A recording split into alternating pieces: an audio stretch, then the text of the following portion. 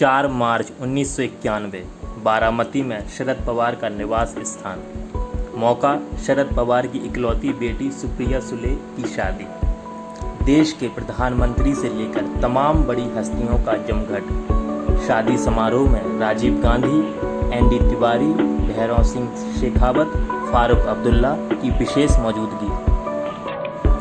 अपने कीमती समय में से कुछ समय निकालकर अपने दोस्त की बेटी को आशीर्वाद देने पहुंचे थे तत्कालीन प्रधानमंत्री चंद्रशेखर। लेकिन चंद्रशेखर को क्या पता था कि अब वह कुछ ही दिनों के प्रधानमंत्री रहने वाले हैं।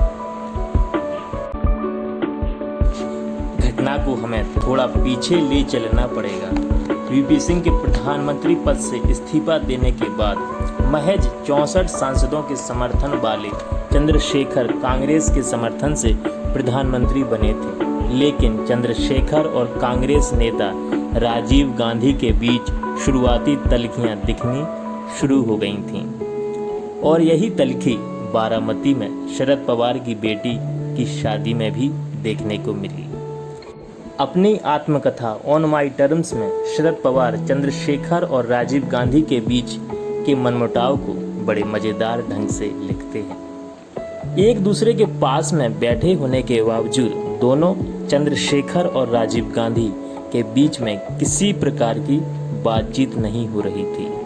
वर वधू को आशीर्वाद देने के बाद चंद्रशेखर ने राजीव गांधी से पूछा, दिल्ली लौटने की क्या योजना है? राजीव गांधी ने उत्तर दिया, मेरी कोई विशेष योजना नहीं है। तब प्रधानमंत्री ने राजीव गांधी से अपने सरकारी विमान में साथ साथ चलने का प्रस्ताव रखा। लेकिन राजीव गांधी ने इस प्रस्ताव को यह कहते हुए अस्वीकार कर दिया कि वह शरद पवार के परिवार के साथ कुछ समय और साथ रहना चाहते हैं और वे पुणे में उनसे मिलेंगे। दरअसल बारामती पुणे से लगभग 100 किलोमीटर दूर है, इसलिए दिल्ली जाने वालों को कार से पुणे जाकर ही विमान की सुविधा मिल सकती थी। राजीव गांधी की यह बात सुनकर चंद्रशेखर अकेले ही पुणे के लिए रवाना हो गए।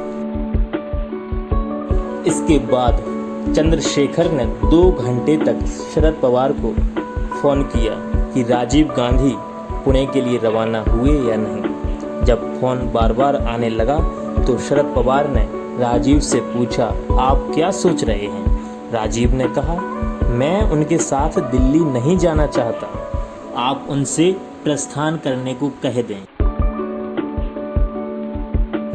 इसके दूसरे दिन ही राजीव गांधी के घर के बाहर हरियाणा के 2 सिपाहियों द्वारा जासूसी का मुद्दा सदन में गूंजने लगा।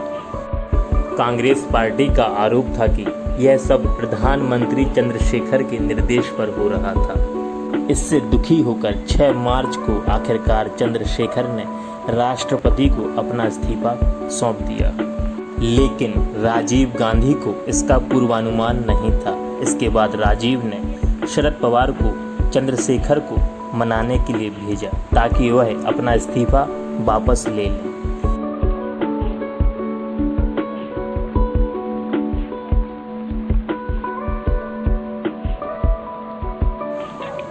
शरद पवार जब चंद्रशेखर को मनाने उनके घर पहुंचे तो चंद्रशेखर ने शरद पवार से कहा, यह प्रधानमंत्री पद के सम्मान और गरिमा का प्रश्न है। क्या कांग्रेस वास्तव में विश्वास करती है कि मैंने राजीव गांधी की सिपाहियों द्वारा जासूसी करवाई? इसके बाद उन्होंने जोरदार आवाज में शरद पवार से कहा, वापस जाओ और उनसे कह दो कि चंद्रशेखर बार बार अपना निर्णय नहीं बदलता।